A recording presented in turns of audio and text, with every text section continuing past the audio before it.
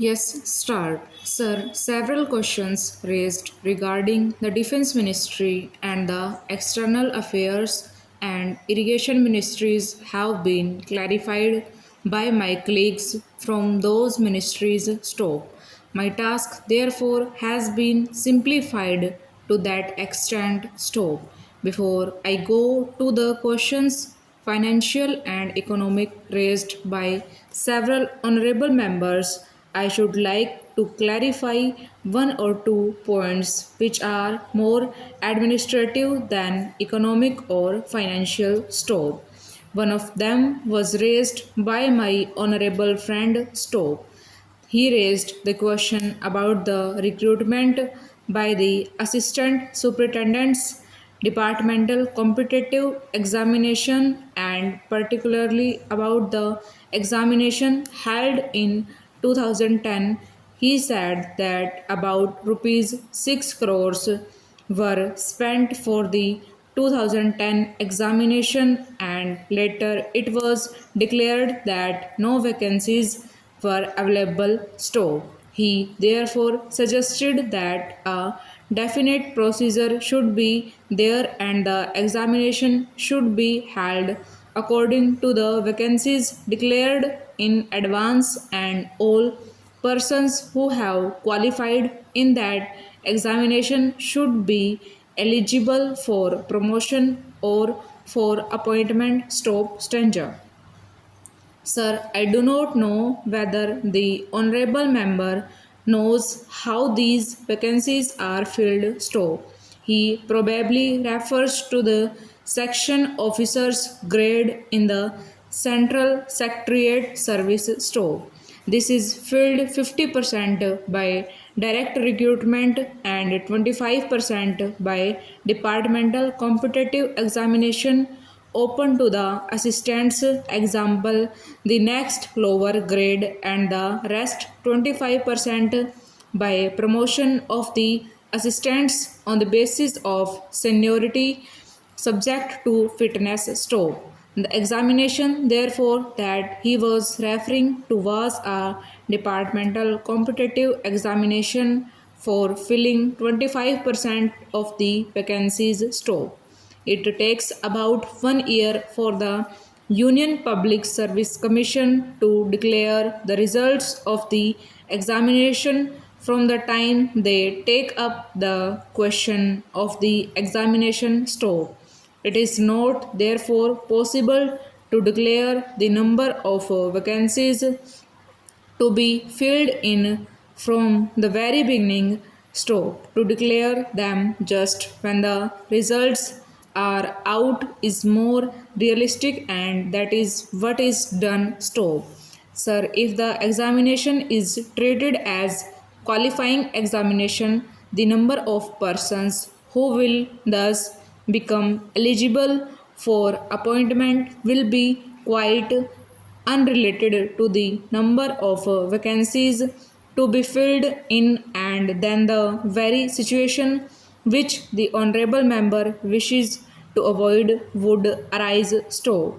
It would not then be possible to hold any of the examinations at regular intervals, and promotions against this quota would become very fruitful. Stop stranger.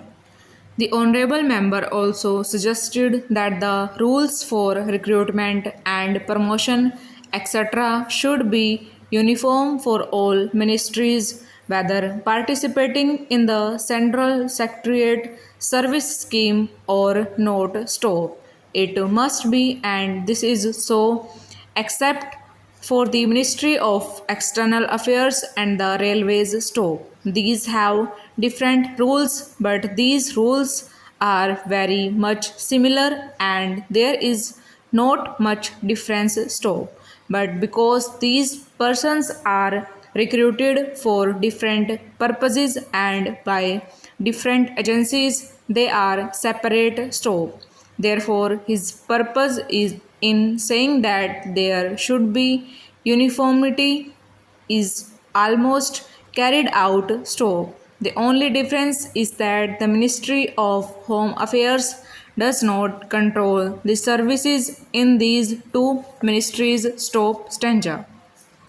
Then, sir, questions were raised about backward areas and the backward states and also about the city of Kolkata. Stop. If the budget is properly scrutinized, it would be found that assistance is provided for the states, particularly the backward states, and the Finance Commission, which assesses the overall requirements of the states, takes this into consideration and makes it recommendations which are carried out every time the finance commission's recommendations are received, and they are received periodically according to the constitution. Sir, I would like to give the total amount paid to the states on this account. Stanza. The main objective of planning is to create conditions in which living standards are raised in a sufficiently reasonable level and all citizens are given full and equal opportunity for growth and services. The plans seek to provide a balanced emphasis on increase in production and employment. The development plans are thus accepted as the means for ensuring equitable development in the field of social services. There is no reason to suppose that the needs of the less fortunate or prosperous states are being neglected. But it would not be proper to expect that all these differences could be wiped out now immediately. It must be seen whether we are going towards that very end or not.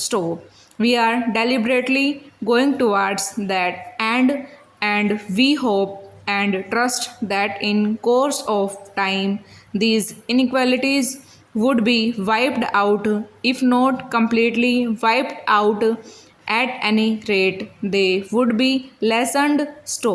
My honorable friend complained about inadequate provision included in the plan for meeting the growing requirements of the city of Calcutta, where even the basic services like water supply, sewage disposal, and drainage were not being augmented, and that the central government was not enthusiastic about solving these difficulties.